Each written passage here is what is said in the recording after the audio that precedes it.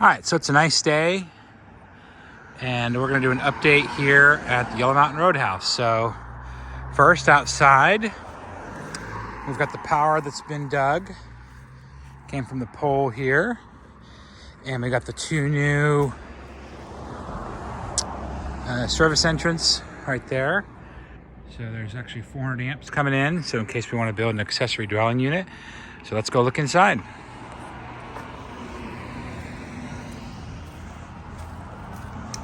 So as we go inside, this will be the main hall, as we can see here.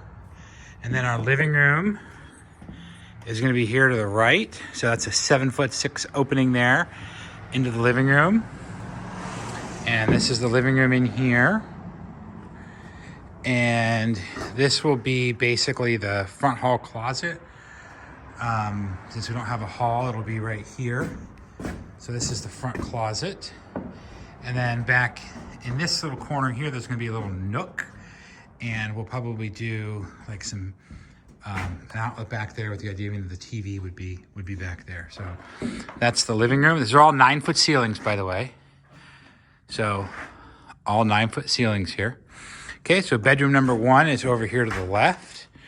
So this is about 12 feet by 9.5 feet. We have the pull down stairs here. These were quite the challenge to get in to make sure they were square, but they're in. And we'll likely here, we'll just do a single fan and light. Probably not can lighting in here. Here's the closet for that bedroom right here. Okay, so coming back into the hallway, nice big wide hallway. This will be the bathroom here. And as we come into the bathroom, here is the closet for the bathroom. And then this will be a standard small bathroom setup with the tub in the back there that's framed out to exactly 60, and then toilet, and then single vanity right here. So we're keeping the old chimneys. And then as we come in, this is gonna be the kitchen in here. We only have half of the rafters up. The other half we still have to put up. Yes, I know it would be great if we left it open, but it's just not practical. So, but this will be the kitchen area right here. And we replaced all the rafters because they were sagging. This is the beam that we put in right here. This is the beam. That's 3 2x10s that have been glued and screwed together. That's the beam. And then we've got 2x6s that are supporting the span here, which is right about 12 feet. And the kitchen setup, that window is going to be brought up a little bit. So this wall will stay right here. I'll show you when we go downstairs how we secured this to make sure that it's not wobbly at all. But there'll be no cabinets here. We might just do a short little countertop. And then against the back wall will be the sink. Dishwasher will be over there. Corner cabinet. Range will be right here. And then refrigerator. Microwave will be over the range. Refrigerator here. And then right over here will be a small little countertop, kind of where you would maybe come in and set your keys. Looking back to the back, so we still have to remove that window and cut out for the exterior door there. Going into this bedroom, these 2 windows are staying. And then here's that closet. So that'll be the closet in there. We actually took up all the flooring in this bedroom over here. This was the site of the old bathroom and then the old kitchen. The floor is kind of rotted in here. The flooring here, this is all old Heart of Pine, and it really wasn't practical for us to get it replaced. We had to make multiple repairs. We couldn't order more of it. So what we did was we pulled up this bedroom completely, and then they're able to kind of get it so that it's close enough. And then that way, when the door is here, you won't be able to tell there's a difference in the color with the new oak and then the 120-year-old Heart of Pine. And then we used the Heart of Pine from this bedroom to patch areas, especially out here, as well as in the kitchen, so that it will all look good in the main areas. Where I'm currently standing, this is going to be a dining room area. So with the door coming in off the back here, there'll be enough of a nook area over there that we'll be able to put a dining room table. So that's the upstairs.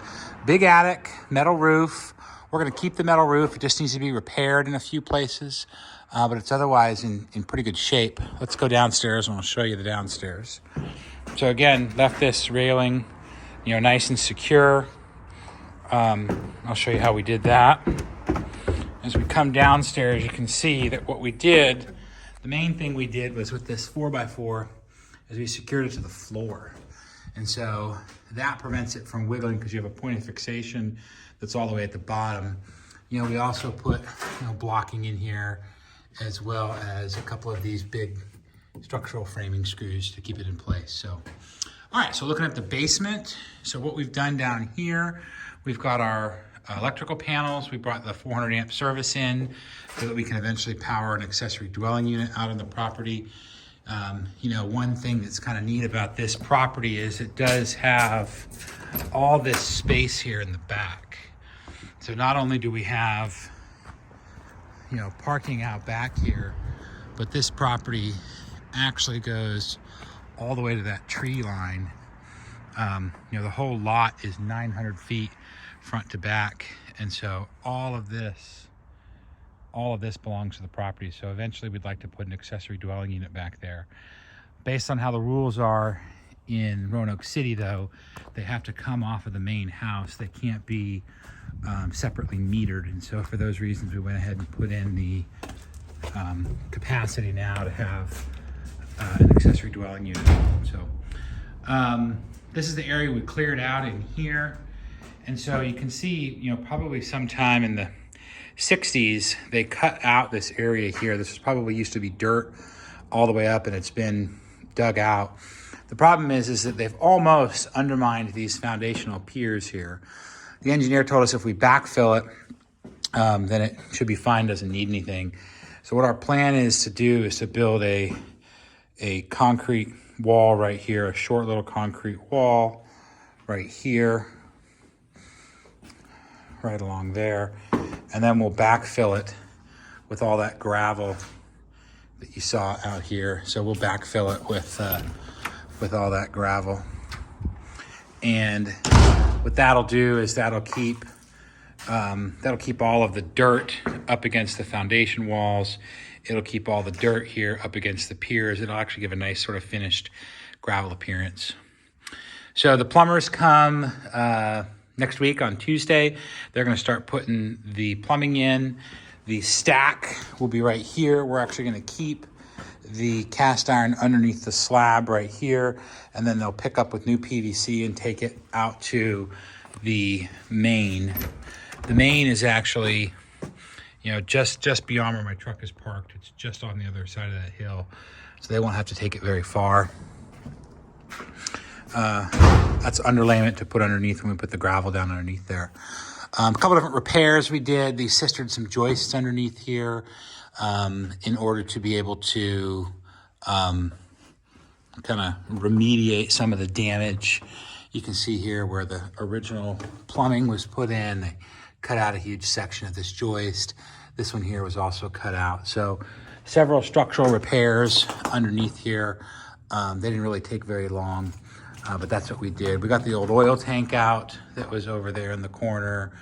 And then the plan will be that all of this dirt and debris here will be buried with gravel. We're gonna keep the chimneys for now. There's really no need to get rid of them. They'll just be sealed off. So that's it. Overall, pretty happy with everything so far. Oh, we'll eventually, when we're done, we'll put a wall right down here to, for the basement, but that's it. I think I see Fredo. There's Fredo. Say hi to everybody at home. All right, awesome.